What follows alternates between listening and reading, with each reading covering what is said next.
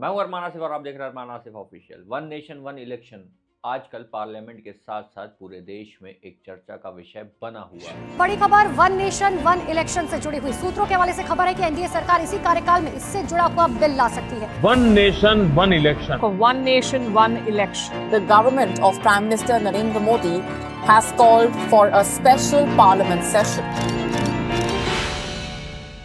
बीते दिनों पार्लियामेंट में विंटर सेशन शुरू हुआ था, जिसमें केंद्रीय कानून मंत्री अर्जुन राम मेघवाल ने वन नेशन वन इलेक्शन का बिल पार्लियामेंट में रखा था, जिसको लेकर पार्लियामेंट में काफी हंगामा भी शुरू हुआ, जिसमें अपोजिशन ने इस बिल को संविधान पर हमला बताया। वहीं सत्ता पक्ष ने यानी रूलिंग पार्टी ने इस बिल को संवैधानिक तौर पर सही बताते हुए कहा कि ये बहुत ही जरूरी है और इससे सरकार का जो खर्च है वो भी कम होगा। आपको बता दें कि ये बिल कॉन्स्टिट्यूशनल अमेंडमेंट बिल है, तो इसको रूलिंग पार्टी को 2/3 मेजॉरिटी के साथ पास कराना होगा।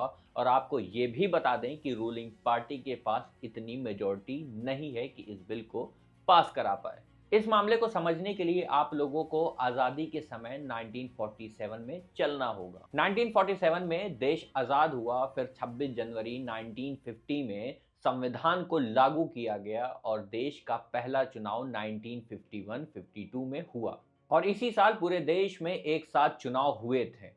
अब आइए 1959 में, जब पहली बार केरल की राज्य सरकार को डिसमिस करके प्रेसिडेंट रूल लगा दिया गया। फिर कुछ टाइम बाद केरल में चुनाव हुए, फिर वहां पर सरकार बनी और अपना 5 साल का कार्यकाल पूरा किया। यहीं से एक साथ जो चुनाव हो रहा था, इसी घटना के बाद से केरल पहला राज्य बना जिसका चुनाव अलग होने लगा। फिर आया 1968 और 1969।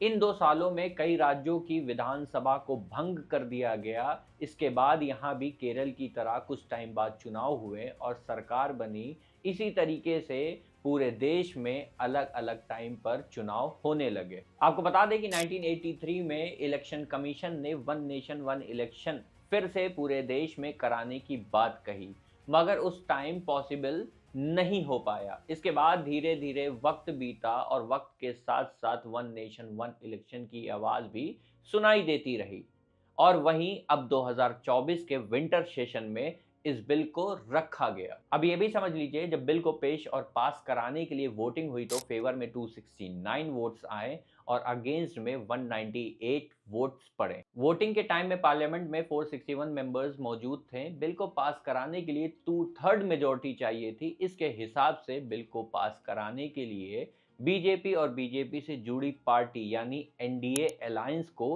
307 वोट चाहिए थे और अगर सभी पार्लियामेंट मेंबर्स मौजूद होते तो 362 वोट्स की जरूरत होती बिल को पास कराने के लिए। पार्लियामेंट के विंटर सेशन के लास्ट डे को लोकसभा ने वन नेशन वन इलेक्शन से संबंधित कॉन्स्टिट्यूशनल अमेंडमेंट बिल को ज्वाइंट पार्लियामेंट्री कमेटी यानी जेपीसी को भेजने का प्रस्ताव पारित किया है। ये कमेटी लोकसभा और विधानसभा के चुनाव को एक साथ कराने की पॉसिबिलिटी पर विचार करेगी। जेपीसी में टोटल 39 मेंबर होंगे, जिसमें से 27 मेंबर लोकसभा और 12 मेंबर राज्यसभा से होंगे। इस जेपीसी में बीजेपी के साथ साथ कांग्रेस के भी कई बड़े चेहरे शामिल रहेंगे। पर इंडिया अलायंस ने अपना फैसला साफ कर दिया है कि वो इस बिल को पास नहीं होने देंगे और वो इस बिल का समर्थन नहीं करेंगे। और देखा जाए तो वन नेशन वन इलेक्शन कराना इतना भी आसान नहीं होगा। अगर देखें तो जो यूपी का स्टेट इलेक्शन यानी विधानसभा हुआ था, उसमें ही 8 दिन लग गए थे।